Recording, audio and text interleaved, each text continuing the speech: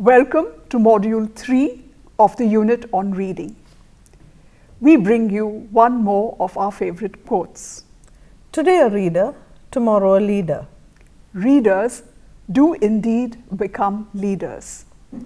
We hope that even as you are learning about reading, you have picked up a book or a magazine and begun to read. We strongly recommend reading novels. Pick up a book of your choice in any language and get started on this great adventure called reading. In Module 2, we learnt why it is important to identify the main idea of a sentence or a paragraph, and we learnt how to do it. We also learnt that the main idea can occur in any part of a paragraph. We do hope, dear students, that you were able to use the tips we have given you to solve the exercises in your worksheet. In Unit 3 today, we are going to learn about text structure and how to make notes based on a lecture you hear or a text you read.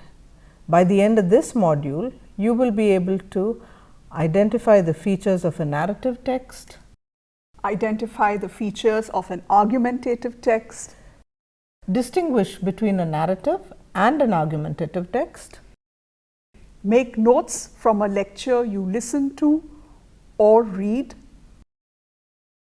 use different types of note-making methods.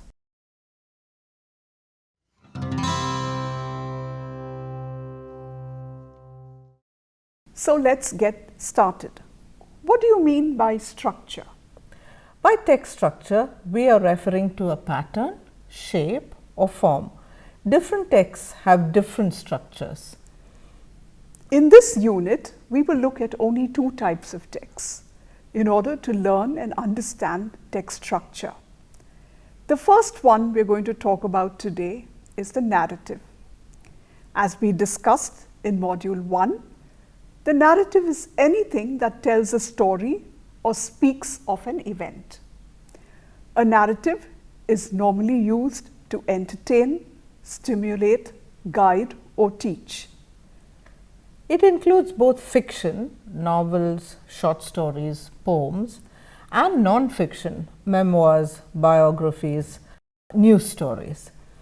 Writers often narrate complex stories that examine universal ideas, events, and issues. As readers, if we are familiar with the purpose and methods of narration, then we can follow the storyline more easily and make successful predictions about what is to occur. In addition, understanding these elements develops higher level thinking skills. For example, the complications in a plot are related to cause and effect, and awareness of characters' motives can help us analyze what has happened and why. A narrative usually follows this structure. It has an orientation which introduces the characters and describes the events. There is a complication that introduces a situation that changes the normal run of events and causes a problem for one or more of the characters. And of course, at the end you have a resolution which resolves the problem, so things are back to normal even though changes may have occurred. We are sure you remember the story of the puppy in Module 1. Go to Worksheet 3, Learn Task 3.1 for the story. Let's analyze it this time with a focus on the features of a narrative.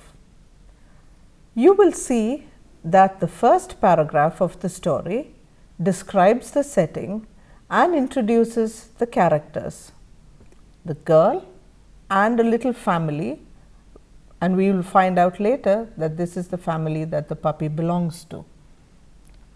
In the second paragraph, you have the normal run of events disrupted. Finally, in the third and the fourth paragraph, you have the resolution. It begins in the third and is completed in the fourth. the fourth paragraph also provides a conclusion. You will see that some words have been highlighted in red. A narrative tends to make use of the past tense. So, you have words like waited, continued, was and went. Narratives also use action verbs. So, you could hear, walked away, started barking. These are some of the words that we have highlighted in green. Narratives also use adverbs like suddenly and fortunately, which have been highlighted in purple. Now go to do task 3.1 in your worksheet and try to analyze the narrative as we have just shown you. Having looked at the structure of a narrative in the first part, in the second part we will analyze an argumentative text. But before that, let's find out what we mean by an argumentative text. Would you like to make guesses? Well, I think an argumentative text is one where the writer is either for a topic or against a topic, or sometimes even presents the case for both sides. While writing an argumentative essay, one has to investigate a topic, collect, generate and evaluate the evidence, and then establish a position on the topic in a concise manner. So that means an argumentative piece of writing has an introduction, uses formal language, uses connectives like in addition to this point, furthermore, another important fact is that give the writing a formal tone. And of course, it tries to persuade the reader to consider the writer's point of view and perhaps sway them towards their opinion. An argumentative text, therefore, usually has the following structure: an introduction that states the problem or one's position on the topic, an argument that gives the arguments in favor of and against the topic, and finally a conclusion that restates one's position and helps the reader make up their mind. If you're ready, let's analyze it together with a focus on the features of an argumentative text. Now go to worksheet 3, learn task 3.2 and read the argumentative text there. See if you can identify the introduction, the argument and the conclusion. The first paragraph, as you can see, is one that introduces the topic. The writer talks about animals and how they have been used for testing in the cosmetic industry.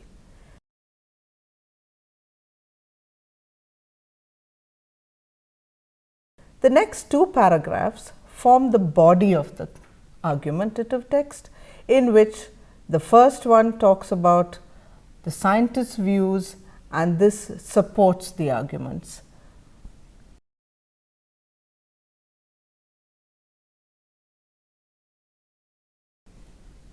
The third paragraph proposes the alternatives to testing on animals.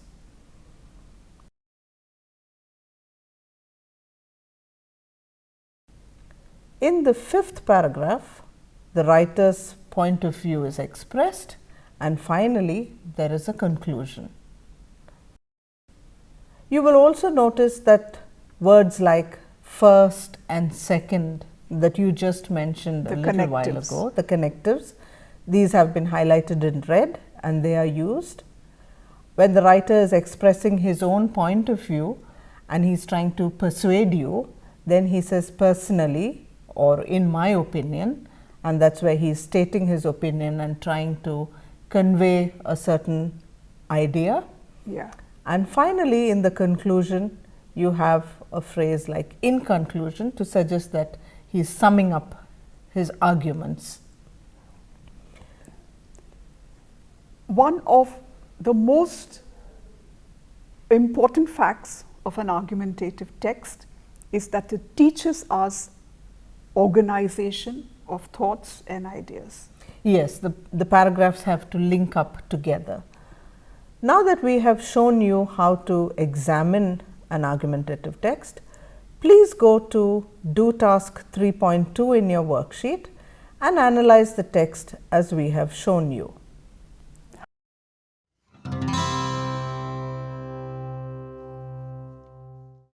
Having discussed two different types of text structure, we move on to the third part of this unit, which is note making. Why is note making important? I think it's a skill we need across disciplines, across subjects, and therefore across the curriculum. Note making helps us to learn from listening and reading, and also helps us to write. Furthermore, it helps us to organize information in order to retrieve it later, maybe for an exam, and it's a great time-saving device. Especially when you have to get content together to write essays and articles. So to sum up, note taking is capturing content while reading or listening for revision or reference later on. It is transference of data from passive collection to active creation using one's own examples, understanding and mnemonics. It also helps to assimilate the information for long-term access. Note making while reading involves careful creation of our own version so that we can learn and create better. Use of one's own words enables us to understand and remember better. Now let's use the same argumentative text that we used earlier in Learn Task 3.2 for note making, and here are some hints that we have for you. To begin with, identify what the topic is, and as we've told you earlier, in order to find the topic quickly, find words that run through the text. What are these words? The words that run right through the text are animal, animal testing, and alternatives. Therefore, the topic is animal testing and finding better alternatives.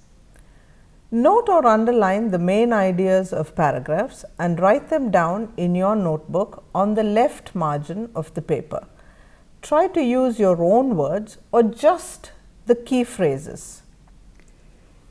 Here, we have highlighted the main idea of each paragraph, and we hope that you have found them too. So, in the first paragraph, the main idea is the question in 2009 whether testing on animals is necessary or not. Yes, and it's situated in the middle of the paragraph. In the second paragraph, again I think it comes in the middle, and the main idea is that we as consumers are being caught in the middle. Where is the main point in paragraph 3? It is the first sentence of the paragraph. It says, what are the alternatives? So this paragraph discusses alternatives. And finally, what can be done? Once again, the main point situated right at the beginning of the paragraph. Now quickly find the major details and underline them. List them below or opposite your notes on main ideas. Look for supporting details. Read them quickly, and if you want to write them down and indent them against the main point of a paragraph. Look for signal words like most important, first, second, the point is, the facts are, and so on. These are important because they take you to the order in which the thoughts have been arranged in the text. Use abbreviations and your comments and thoughts. When we come back, let us see how a sample note on this text could look like. So, the main idea is on the left, animal testing yes or no, and on the right you have scientists discussed in the first paragraph who are for animal testing, and animal activists who are against it, and the fact that tests are painful for animals. The second main idea is about the consumer's dilemma or problem, and on the right hand side you have cosmetics requiring testing, but research being incomplete, and the fact that animals suffer or even die in this process. And following that, you have alternatives suggested, such as replace animals or less painful tests on them, or use human cells and tissues instead of animals. And finally, future action, which is less violence, destroying labs, because that doesn't really help. Neither does freeing animals from labs help, but what we could do is say no to cosmetics, and in support of that there is the EU ban on animal tested products. So, along with abbreviations, simple symbols like crossed out means what doesn't have to be done, and a tick acceptable ways of resolving the issue. There are many types of note making, but before we list them, we want to stress on a few key principles of note making. Note taking by hand.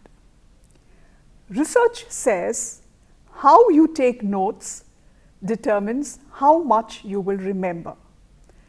Studies show that students who take notes by hand using pen and paper retain significantly more information than those who used computers. Can you find out why? Do read and discover the reason. Rephrase original ideas. Use your own words. It will help you understand better and prevent unintentional plagiarism. And this, I think, is very, very important. Make connections.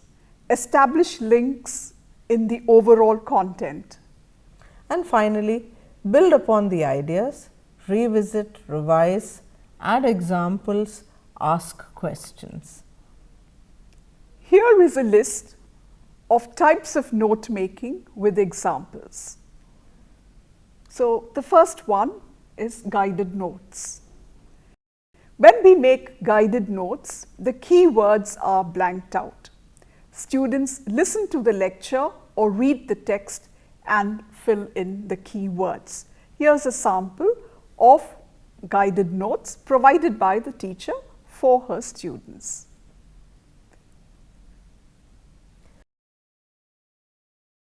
The second is outline notes, and when you use the outline method, you simply list the main or the first idea or theme, and this is what we've used in the sample that we've shown you earlier. You indent the next line and add the first point related to that main idea as letter A or B, and then you continue adding other related points below as C and D and so on. Repeat this pattern for each main idea and related facts that follow. We have for you a sample here of an outline note. Take a look at it in your worksheet, and then later on you can complete the do task related to this. Another popular method, mapping notes. Place the key phrase that identifies the main topic in the center. Then draw smaller boxes connected to the main idea and put it in key phrases. Have similar boxes summarizing the minor details. And here you have a sample mapping notes. Finally, the one note making method that we will look at in greater detail is the Cornell notes. This is one of the most popular methods where a page is divided into 3 sections: notes, cues, and short summary. This format follows the principles of 5 R's: record, reduce, recite, reflect, and review. Here is how a page looks like. You have the 3 sections. And the cue column comes on the left. The main note-taking area is in the middle, and then there is a summary area right at the bottom of the page. It is systematic and organized for effective recording and reviewing of notes. It's an easy format for putting up major concepts and ideas. Efficient as well as simple, it saves time. Here are the Cornell notes for the passage on the world of the Incas that served as a text for the other 2 methods of note making. There you have it. The first section has the main ideas and vocabulary. More detailed notes in the second section on the right, and right at the bottom you have the summary of the text. Notes may also be organized in a variety of other different ways. For example, organized in a linear way where points are systematically arranged one below the other and flow from one section to the next on the page using headings and subheadings. In a diagrammatic way, with the use of boxes and flow charts, or with patterns like mind maps, which fit in a lot of information on one page, but rely on students to remember and understand the underlying knowledge. In worksheet 3, we have provided you with Learn Task 3.3 and Do Task 3.3 to practice note making. You can use any of the formats we have discussed with you today to make your notes. We hope that this module has helped you understand that texts are constructed in different ways, and knowing this enables you to navigate what you read. Note making is an integral part of study. It's inextricably linked to academic discipline. We hope that you are learning to read and also reading to learn. We will meet you soon in the last module of this unit called Critical Thinking, and we hope you are making your notes the way we've shown you to, and we hope that this will help you as you study. See you soon.